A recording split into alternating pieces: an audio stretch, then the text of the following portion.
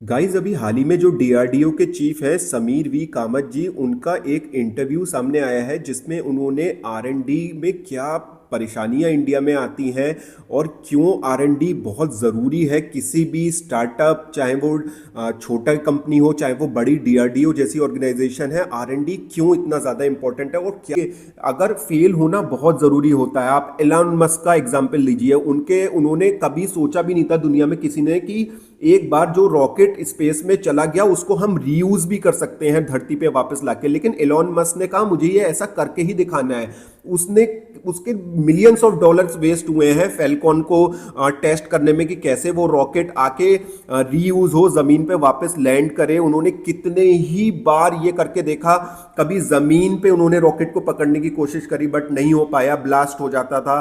फिर उन्होंने उसको हवा में पकड़ने की कोशिश करी तो वो सक्सेसफुल हुए, बट कितने ही मिशन उनके फेल हुए थे, कितनी ही बार उसके रॉकेट जो है वो ब्लास्ट हो गए। लेकिन उसके इन्वेस्टर्स ने भी कॉन्फिडेंस दिखाया स्पेसएक्स में और एलोन मस्क ने, और फिर इसी के थ्रू वो स्टारशिप जैसे हैवी रॉकेट्स को उड़ा पा रहे हैं और वापस लैंड करा पा रहे हैं। अब आप डीआरडीओ को भी देखिए, उन्होंने ब्रह्मोस मिसाइल बनाई जो कि स्पीड ऑफ साउंड से भी तेज चलती है, 3 मैक प्लस स्पीड है उसकी। अब देखिए उसका सक्सेस रेट 100% हो गया। उसमें जितना भी आरएनडी में इन्वेस्टमेंट था, मैन्युफैक्चरिंग कॉस्ट आई, वो सबका पूरा पैसा वसूल हुआ है, क्योंकि जब इंडिया को ज़रूरत थी ब्रह्मोस मिसाइल की, उसने पूरा 100% मिशन जो था उसका अकम्प्लिश किया और प्रिसाइज टारगेटिंग स्ट्राइक करी जो वहाँ पे आतंकी कैंप थे, और 2 दिन बाद 12 एयर बेसेस आप लगा रहे हैं, सबको उड़ा दिया।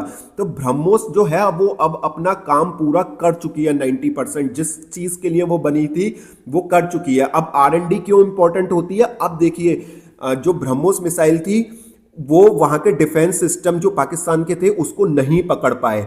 वो कोई भी डिफेंस सिस्टम सारे फेल हो गए पाकिस्तान के, और जहां पे इंडिया चाहता था बिल्कुल एग्जैक्ट वहां पे जाके वो गिरी।